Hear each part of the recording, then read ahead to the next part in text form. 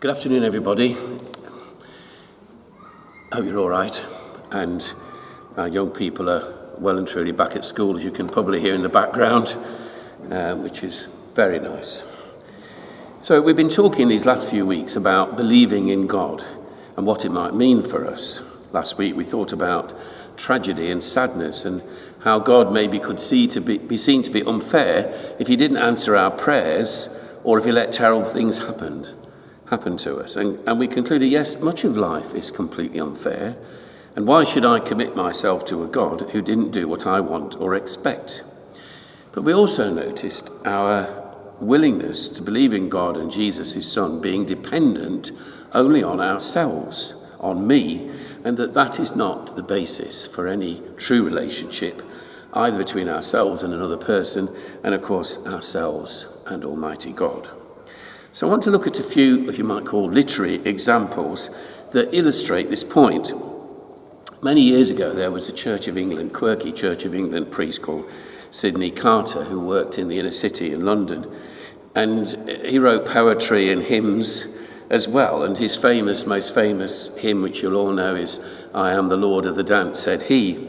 And there's one that we seem to be singing, or were singing before the lockdown, a bit more frequently, called "One More Step Along the World I Go." Now, he captured much of what we might perceive to be unfair in a poem he wrote called "But That I Can't Believe."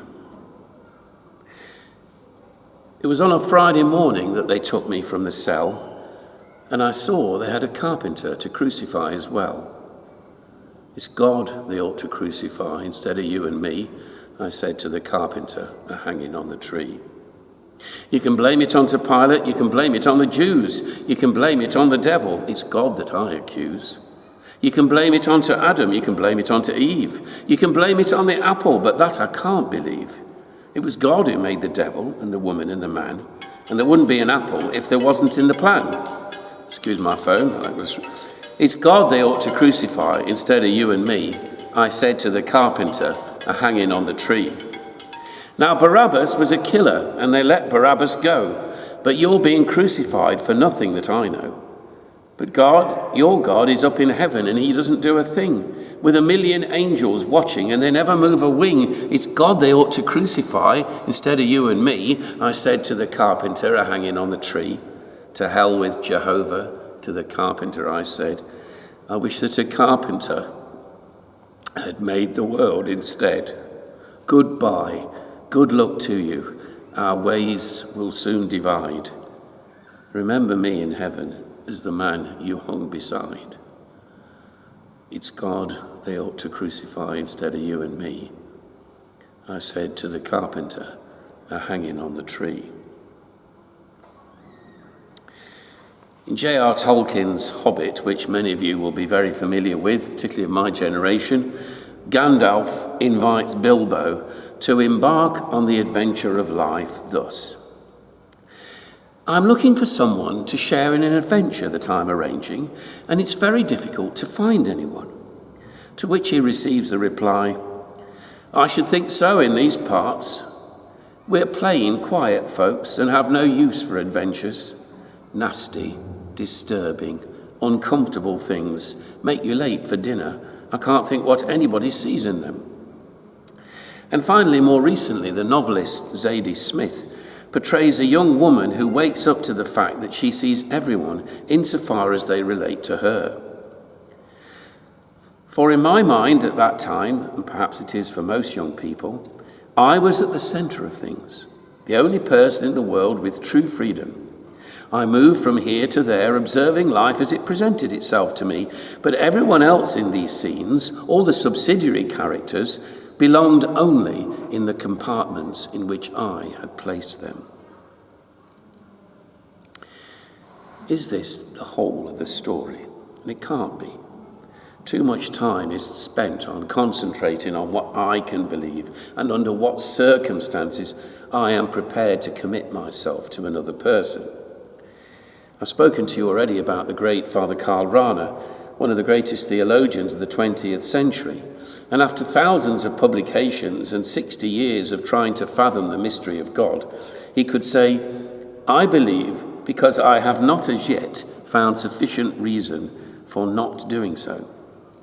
We who believe, he says, do not flee this ultimate mystery. We enter into it, and we know that this abyss is the only ground on which, in the final analysis, we can build.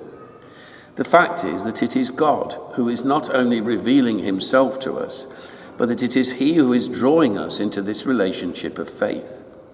While we are worrying about what we can accept, we are ignoring what is actually happening and what has been happening from time immemorial.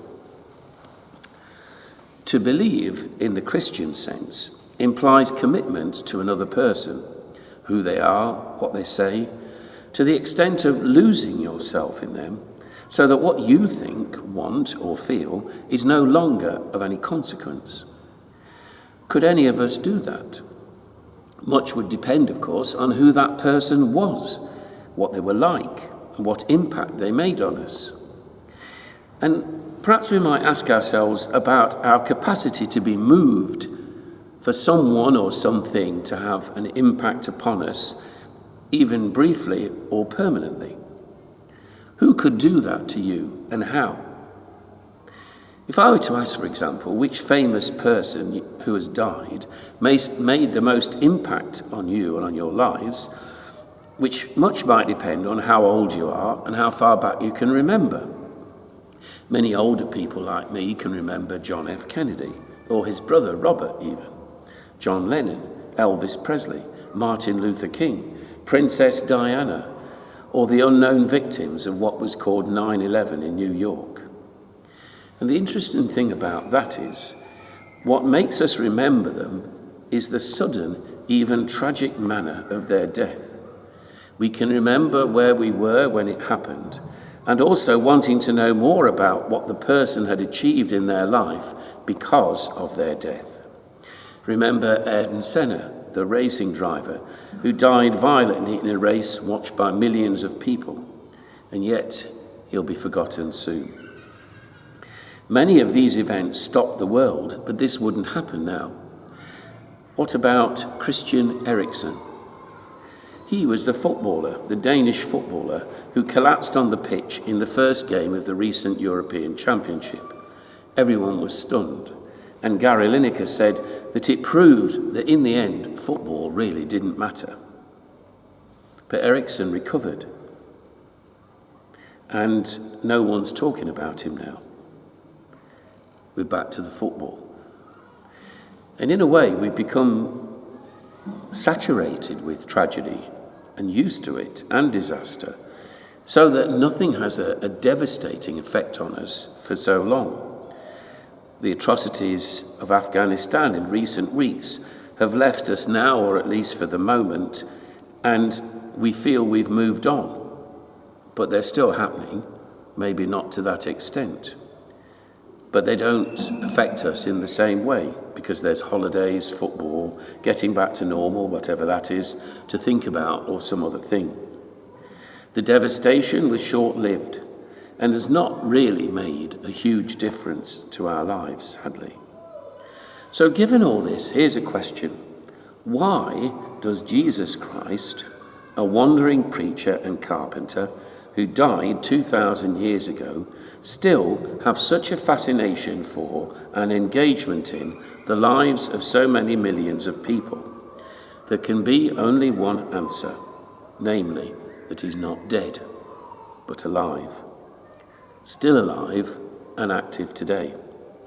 Otherwise, he would have been briefly remembered and honoured, but ultimately, eventually forgotten.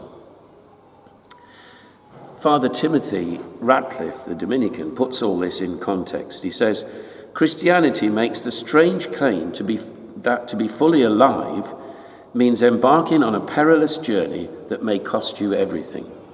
This is hard for our risk-averse society to comprehend.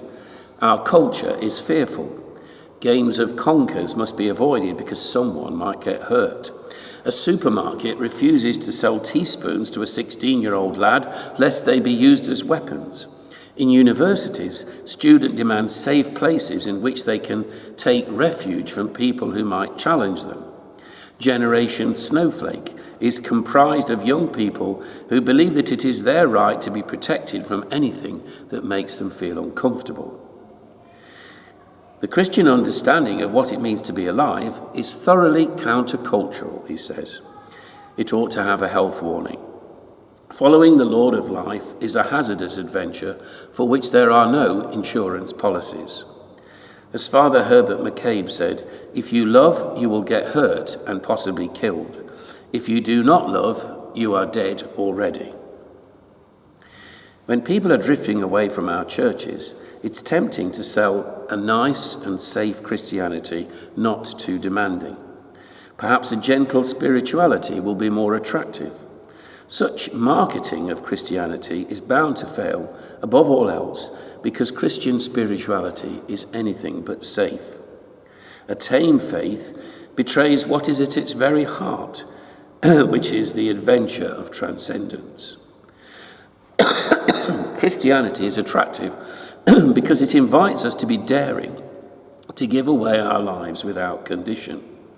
So Christians must dare to challenge our fearful, risk-averse society with its stifling multiplication of health and safety regulations and its fear of life.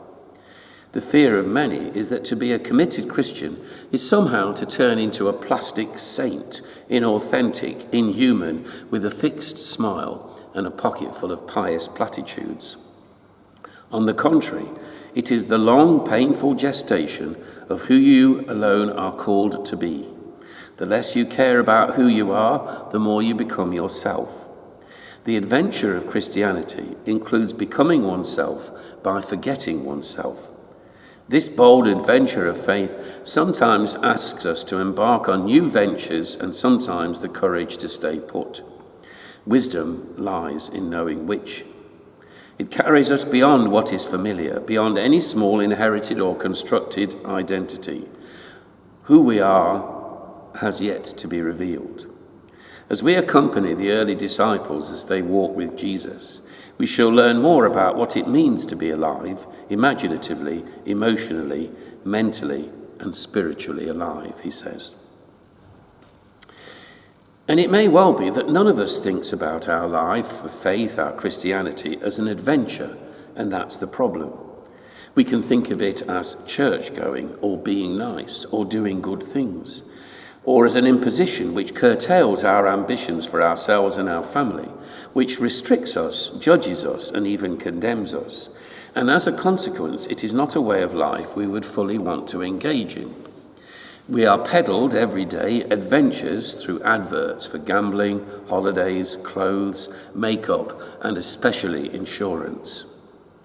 We'll find them at football matches, in clubs or pubs, exotic trips abroad, we are told, and sadly also in the sinister world of the drug culture, which promises escape and relief from the stresses and worries of the world. We're promised excitement and search for it voraciously, because the world in which we live has become banal, saturating, and boring for us. But in so doing, we fail to get the point, which is a life with our Lord offers us. Give away your life to find it. And we bring this attitude into our church life, or lack of it as well, thinking nothing about how we are bringing up our children and being puzzled in the discovery that baptism for them, or First Communion, might not actually be appropriate, since we ourselves have no involvement in the community into which we are wanting to bring them. We can construct a sort of wall of denial around ourselves, not wanting to face the truth of who we've become. And it may be that we do not see our church life as an adventure, but rather something of an inconvenient imposition which we might come to resent, or a periodic event to be fitted into the diary when it can be arranged. You may or may not have noticed that these scenarios have been acted out dramatically on countless occasions over the last few years by our theatre group. This is not an accident. These plays and musicals are meant to present to us a picture of ourselves as we really are or have become, in order to encourage us maybe to do something about it. This is sometimes done in a humorous fashion, or alternatively more seriously, but the point is always the same. Look at yourself. And if our belief in God and Jesus, his Son, is not an adventure, then it is not authentic and will at some point cease to engage us. The adventure comes from giving ourselves away and ceasing to think about our fulfillment or stimulation. Basically, it means that the I does not matter anymore. Who and what I am is defined completely by my relationship with others. In this scenario, the cult of personality with which we become so familiar is completely irrelevant, since the only personality that matters here is that of the good Lord himself. He is the influencer, as they're now called, par excellence, and therein lies the adventure. We never know where our life with him will take us next. That is about as adventurous as it can get. When I began my life as a priest, I had some ordination cards printed as a memento to give to my friends, but also to remind them and myself why I was doing it. And on one of them were the words of a French worker priest, Father Henri Perrin, written thus in 1944. There's no solution for us except to dedicate ourselves to the human adventure according to the rules traced out for us by Christ. Give, give, give again, and never stop. Christ's love is a generous love, and I have felt its burning touch. Who could love me with a greater love? How could I love anyone with another love? This revelation should be for me good news to fill my soul with delight. Next week, we will talk about how we might embark on this adventure of self-giving and what might make us want to do so. Worship.